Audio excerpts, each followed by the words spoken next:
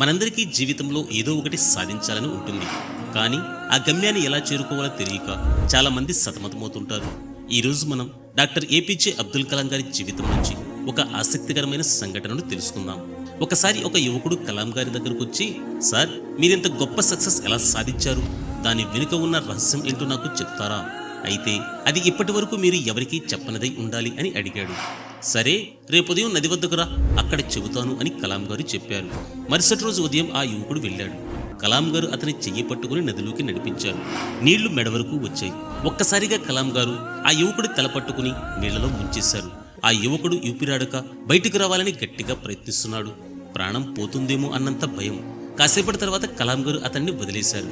ఆ యువకుడు గట్టి మీదకొచ్చి ఆయాసపడుతూ, సార్, ఏంటిది, నన్ను చంపేద్దామనుకున్నారా అని అడిగాడు. అప్పుడు కలాం గారు ప్రశాంతంగా, నీవు నీళ్లలో ఉన్నప్పుడు నీ ధ్యాస దేనిపై ఉంది? నీకు ఏం కావాలనిపించింది అని అడిగారు. దానికి ఆ యువకుడు, ఆ సమయంలో నాకు ఊపిరి అందితే చాలు అనిపించిందని చెప్పాడు. అప్పుడు కలాం గారు నవ్వుతూ, అదే సక్సెస్ అవ్వడానికి గల అసలు రహస్యం. నీకు సక్సెస్ కావాలన్న తపనుంటే సరిపోదు. అది నువ్వు మునిగిపోతున్నప్పుడు నీకు ఊపిరి అందితే చాలన్నావు కదా, అంతే బలంగా ఉంటే నువ్వు ఖచ్చితంగా సక్సెస్ సాధించగలవు అని చెప్పాడు.